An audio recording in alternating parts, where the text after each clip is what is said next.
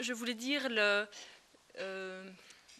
que cet honneur m'impressionne en fait beaucoup, cet honneur qui m'est fait de prendre part à ce colloque m'impressionne beaucoup dans la mesure où évidemment j'arrive avec un point de vue bien partiel, n'ayant pas accès à tous les textes tchèques, et donc je suis très impressionnée de devoir parler devant des gens qui connaissent sans doute beaucoup mieux que moi encore la pensée de Patočka. Je vais donc essayer de contribuer un tout petit peu à cette réflexion sur lui en vous parlant des communautés du mouvement de la vie humaine. Ma postface du monde naturel et le mouvement de l'existence humaine ne semble pas marquer avec assez d'énergie que notre être au monde est toujours un être en commun.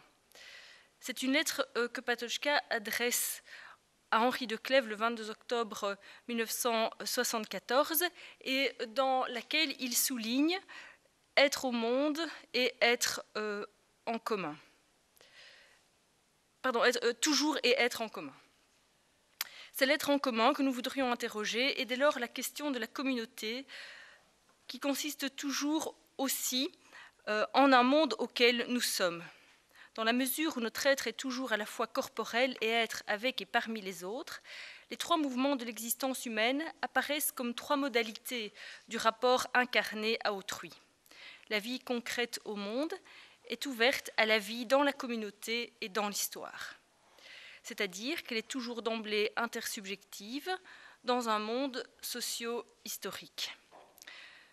Notre exposé se divisera en deux parties. Dans un premier temps, nous revisiterons les trois mouvements de l'existence à travers la question de la communauté, ce qui nous amènera à questionner l'ordre des mouvements de l'existence. Dans un deuxième temps, nous verrons comment l'analogie des communautés historiques et des communautés de l'existence individuelle peuvent remettre en question une lecture trop rapide qui oppose les deux premiers temps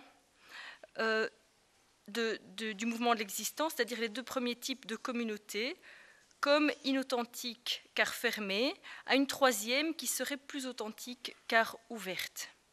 Nous voudrions ainsi montrer que la communauté peut s'avérer être le lieu même de la révélation du sens et du surgissement de l'existence, mais aussi son obstacle le plus infranchissable.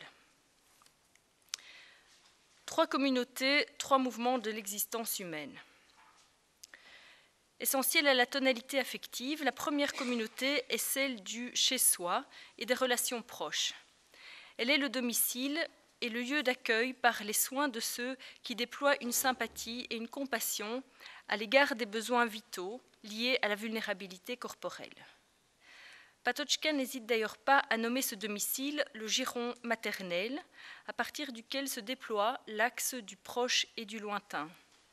Car l'enracinement premier repose sur le rapport à la vie propre, incarné à travers une autre vie ou plusieurs autres vies.